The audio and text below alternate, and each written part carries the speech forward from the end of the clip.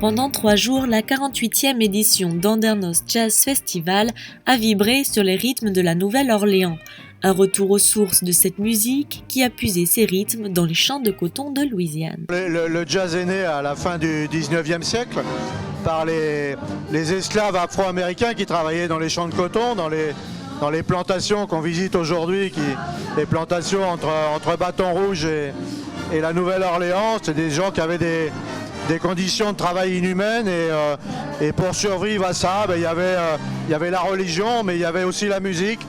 Et donc ils chantaient pour essayer de se remonter un petit peu le moral. Ils rythmaient ces chants avec leurs outils, avec tout ce qu'ils avaient sous la main. Et puis petit à petit, ils ont récolté d'autres instruments, en particulier les instruments des fanfares militaires des armées pendant la guerre de sécession. Donc ils ont augmenté un petit peu leur façon de jouer comme ça avec ces nouveaux instruments. Ensuite ils se sont appropriés des instruments après l'abolition de l'esclavage. Ils sont appropriés des instruments qui venaient du vieux continent, qui étaient amenés par les Blancs. Ce sont en particulier les cuivres, les clarinettes, les trompettes, mais aussi les violons, les pianos.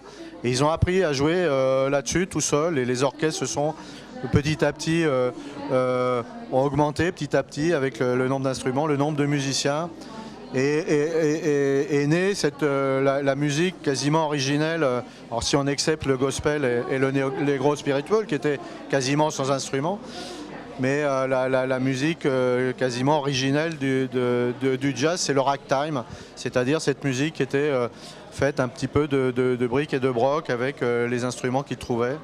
Et c'est vraiment l'origine du jazz, puisque ça a débouché ensuite vers une musique un petit peu plus sophistiquée, qu'on appelle la musique de la Nouvelle-Orléans, mais c'est la musique de Bobby Bolden, c'est la musique de Louis Armstrong, c'est la musique de Sidney Bechet, celle que l'on connaît aujourd'hui sous le terme Nouvelle-Orléans. Ah, voilà en gros la naissance du jazz, mais ensuite elle progresse sans arrêt jusqu'à aujourd'hui. C'est une musique qui est vivante, c'est une musique populaire, c'est une musique qui a toujours su se nourrir des musiques contemporaines.